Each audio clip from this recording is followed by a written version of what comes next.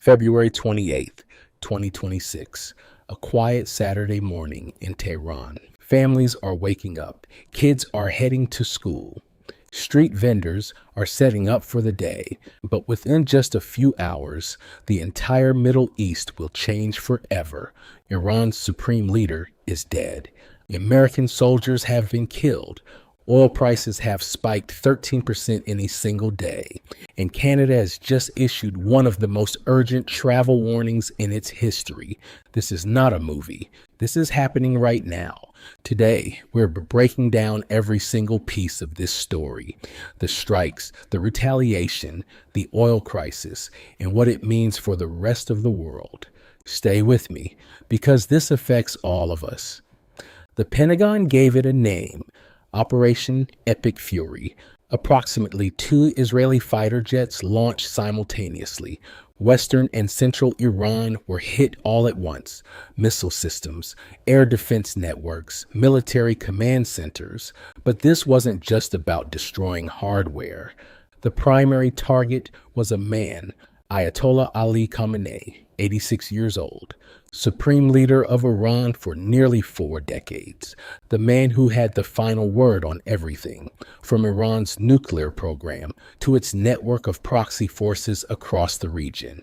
Israeli intelligence had been tracking senior Iranian officials for weeks. Then they got what they described as real-time intelligence. The top brass had gathered together in a single location. Within a 60-second window, strikes hit 3 separate locations nearly 1,000 miles from Israel. One of those locations was a leadership compound in the heart of Tehran. Khamenei was killed, and he wasn't alone. Also killed in the initial wave of strikes, the commander of the Islamic Revolutionary Guard Corps and Iran's defense minister. At the same time, under President Trump's direct orders, American B-2 stealth bombers were dropping 2,000-pound bombs on Iran's ballistic missile facilities. The goal was clear. This wasn't just about killing one man. This was about decapitating the entire military command structure of the Iranian regime. Damage was reported in 24 of Iran's Chapter 31 provinces. Explosions were seen across 10 to 12 major cities. And then came the report that stopped the world cold. A strike hit a school in southern Iran.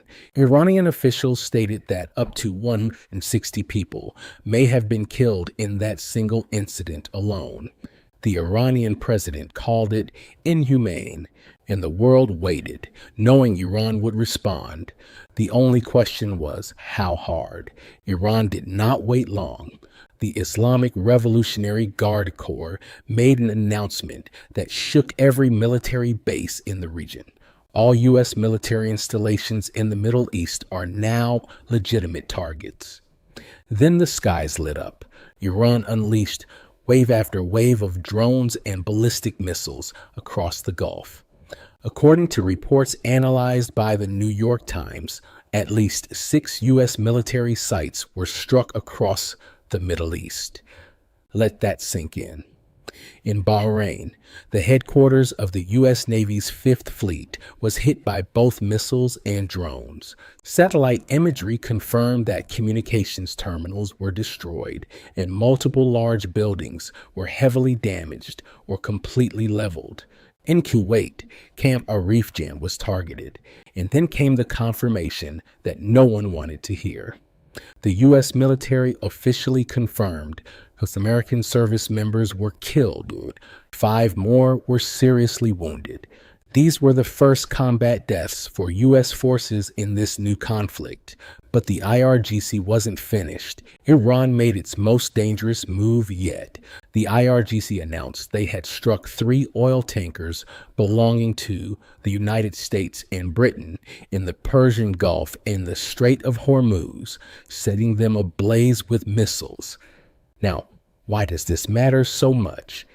Because the Strait of Hormuz is the most critical energy choke point on the planet. Every single day, 20 to 30% of the world's crude oil passes through that narrow waterway. After the attacks, marine tracking data showed something terrifying. Around 150 fully loaded oil tankers carrying crude oil and liquid natural gas simply dropped anchor in the open Gulf. They weren't moving. Insurance companies started canceling policies for any vessel attempting to pass through. Premiums went through the roof overnight. Then ships in the area started picking up radio broadcasts warning that transit through the Strait of Hormuz was banned. No official blockade had been declared, but the strait was effectively closed, shut down by fear alone. When global markets opened, chaos. Brent crude, the international oil benchmark, jumped nearly 13% in a single trading session, surging to $80.37 per barrel, the highest price since January 2025. Analysts at Citibank ran the numbers. Their conclusion: if this conflict drags on, oil prices could surge to $120 per barrel. Think about what that means. Everything gets more expensive. Food, transportation, manufacturing, all of it. The inflation that had just started to come under control could come roaring back. And for everyday people, gas prices could hit $4.50 to $5 a gallon nationally by summer. The skies over the Middle East went silent. Country after country shut down their airspace. Israel, Qatar, Syria, Iran, Iraq, Kuwait, Bahrain, Oman, the United Arab Emirates, all closed. Air Canada immediately canceled all flights to Tel Aviv until March 8th and all flights to Dubai until at least March 3rd. Toronto's Pearson Airport was flooded with stranded passengers staring at departure boards filled with one word: canceled. On that Sunday alone, more than 1,800 flights were canceled across the region, including flights in Saudi Arabia, Jordan, Turkey, and Egypt. And it wasn't just disruption in the air. At Dubai International Airport, one of the busiest airports in the world, 4 people were injured when Iranian missiles struck nearby. At Zayed International Airport in Abu Dhabi, a drone strike killed 1 person and injured 7 others. Back in Ottawa, the Canadian government had seen enough. Prime Minister Mark Carney stated that Canada supported the U.S. action in Iran, but made one thing absolutely clear: Canada would not be getting directly involved in the fighting. But while the military stayed out, Global Affairs Canada issued one of its most sweeping travel advisories in recent memory. Canadians were told, do not travel to Lebanon, Israel, Palestine, Iraq, Qatar, Bahrain, the UAE, Kuwait, Iran, Syria, and Yemen, and even non-essential travel to Oman, Saudi Arabia, and Jordan was strongly advised against. Meanwhile, the Canadian Association of Chiefs of Police held a press conference with a warning that struck close to home. They said there is no imminent threat to Canada based on current intelligence, but they warned that periods of geopolitical tension can inspire extremist networks and hate-motivated individuals to act on the streets. The message was clear. This war is happening thousands of miles away, but its echo could reach Vancouver, Toronto, and Montreal. With Khamenei gone, Iran faced something it hadn't experienced in 40 years, a power vacuum at the very top. The remaining clerics and military brass acted fast. They needed a successor. They needed one immediately. The choice fell on Ayatollah Ahmed Khatami. Who is he? He is the temporary Friday prayer leader in Tehran, a known hardliner, a member of the Assembly of Experts, the very body responsible for selecting the supreme leader. His first appearance on state television sent a message to the world. He didn't look defeated. He looked furious.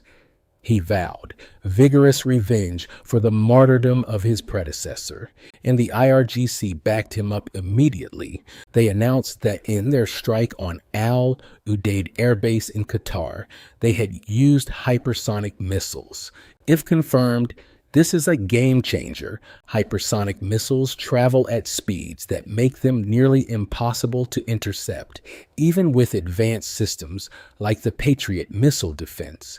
Brigadier General Ibrahim Jabari appeared on state television and issued a direct warning to President Trump.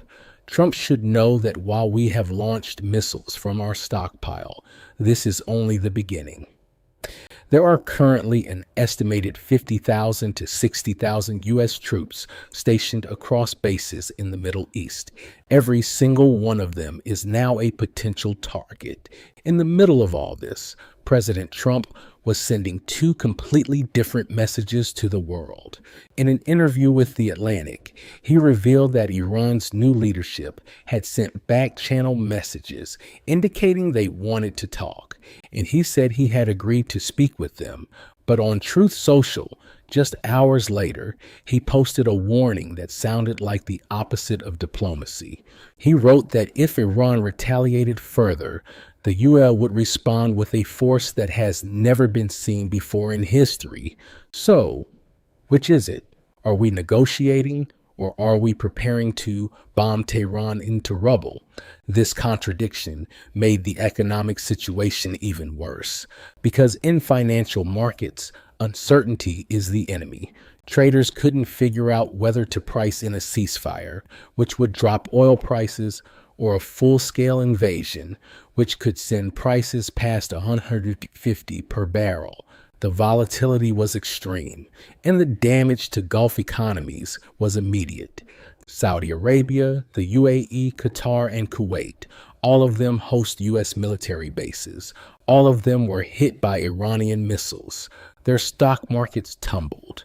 Their tourism industries, built at a cost of hundreds of billions of dollars, evaporated overnight. So let's bring it all together. In the span of just 72 hours, here is where we stand. A head of state has been assassinated in a coordinated military strike. Iran has retaliated, killing American soldiers and striking 6 U.S. military bases. The world's oil supply is facing its biggest threat in decades. Global air travel across the Middle East is in chaos, and a new, harder-line supreme leader has taken power in Tehran with a promise of revenge. The old rules are gone. The taboo against assassinating a foreign head of state has been broken. Hypersonic missiles have changed the nature of modern warfare, and the near closure of the Strait of Hormuz has reminded every nation on Earth just how fragile the global economy really is. The question that every analyst, every diplomat, and every military strategist is asking right now is simple. Is this a short, sharp shock that ends at the negotiating table? Or are we standing at the edge of something much, much worse? Tell me what you think in the comments below. And if you know someone who thinks this war is happening far away and doesn't affect them, share this video with them right now, because it does affect them. It affects their gas prices, their grocery bills, and the stability of the world their children will grow up in. If you want to stay updated as this story develops, hit like, subscribe, and turn on notifications.